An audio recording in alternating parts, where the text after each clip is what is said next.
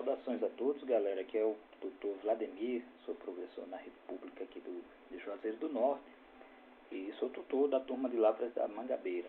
Eu queria aproveitar, já que o professor Ricardo iniciou a aula de trigonometria, né, e fazer algumas revisões de algumas ideias apresentadas pelo professor lá em suas aulas, né. Um conceito muito importante apresentado por ele foi o conceito de círculo trigonométrico, né. É um círculo centrado na origem de um plano cartesiano ortogonal com um raio medindo 1.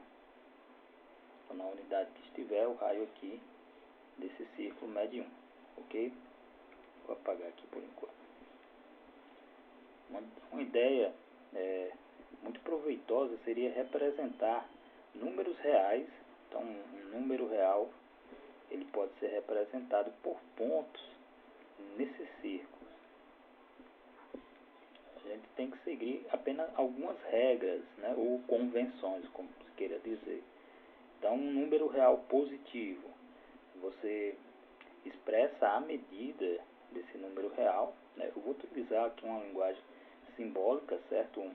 Várias ideias que não são rigorosas, né, não é um termo rigoroso matemático, só para facilitar o entendimento. Então, vamos supor o número real 2, número real positivo. Supondo que esse segmento aqui tenha essa medida, tenha 2 como medida na unidade que estiver. Eu quero representar o 2 no meu círculo trigonométrico. Eu pego essa extremidade aqui, porque aqui é rígido, como se fosse um arame, coloco a extremidade do 2 aqui em A, no ponto A, né, e vou passando ele pelo círculo, percorrendo o círculo até onde der. Porque acaba aqui, ó, o nosso 2. Então aqui é meu ponto P, né, que está representando um arco de medida 2, certo? Para números reais negativos, o raciocínio vai ser bem semelhante, só vai mudar a orientação. Suponho que aqui tem 1, certo? Suponho que o número real positivo, aliás, o número real negativo, eu falei negativo e não coloquei o sinal negativo, menos 1, eu não vou encontrar um segmento de medida menos 1, mas eu tenho um segmento que tem um módulo dessa medida. O módulo de menos 1 é 1. Então, eu pego um segmento aqui que mede 1, né, o módulo de menos 1.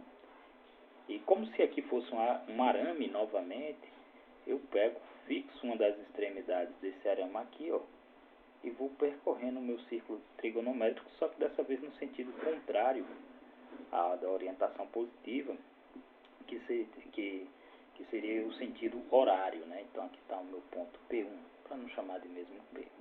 Então aqui tem um arco de medida 1, um arco de medida 2.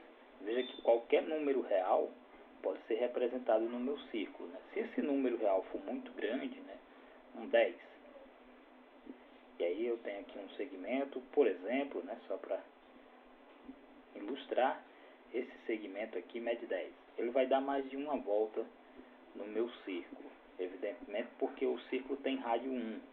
Então, o comprimento do círculo inteiro, a gente viu que a fórmula para comprimento de circunferência, né, é 2 vezes π vezes R, que é o raio. O raio é 1, então não vou colocar nada aqui. Então, o comprimento do círculo inteiro, né, é 2π.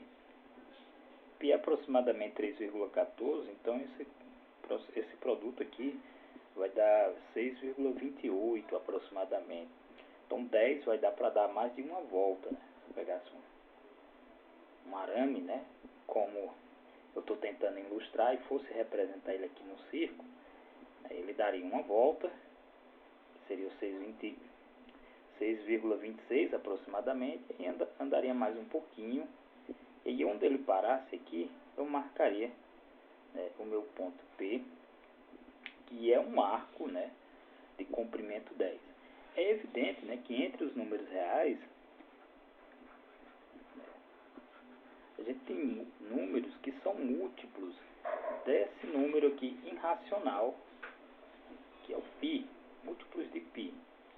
E esses são mais interessantes de representar seus arcos aqui no nosso círculo trigonométrico. Então, para que fique claro, π é um número também.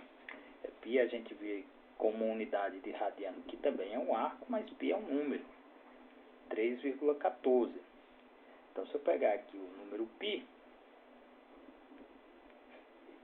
e pudesse expressar aqui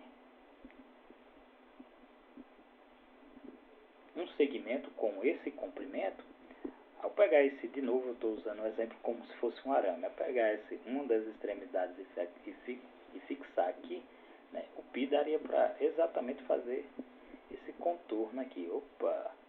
A minha habilidade aí com a mesa digitalizadora, como tá bacana. Então, passando um aramezinho aqui sobre a nossa circunferência, como a circunferência tem 2π, né, de comprimento, já que o raio é 1, o π terminaria, nosso ponto ficaria bem aqui, ó. 1π é metade da circunferência, é evidente, né? Menos de 1π, né, por exemplo, π sobre 2, metade disso, seria um comprimento que seria metade daqui. Se eu fosse fixar uma das extremidades aqui e fosse percorrer, então π sobre 2, esse arco em preto maior, a gente viu que mede π. Vou colocar aqui só em outra cor. Esse arco marronzinha, essa metade aqui no ponto P, mede 2π. Desculpa, eu falei π sobre 2 e do nada aqui botei 2π. Mede π sobre 2. Tá bom? Metade do arco anterior. Enfim, dá para perceber que qualquer número real, né, você pode representar aqui no círculo trigonométrico. Durante a aula do professor, eu percebi que o pessoal estava confundindo, né, esse ponto com os pontos do plano cartesiano com as duas coordenadas. Às vezes que eu pego apenas um único número, o número real π, por exemplo, que representa o seu comprimento por um segmento, né, e esse segmento aqui sobre o círculo trigonométrico, o exemplo do arame é bem bacana, né, para ter essa ilustração. Onde ele finalizar, você tem um arco com aquela medida. Lembrando que se o número for negativo, a orientação é contrária, a orientação é no sentido horário, tá bom? Então, uma próxima aula, para ficar aulas curtas, eu abordo as conversões de arcos como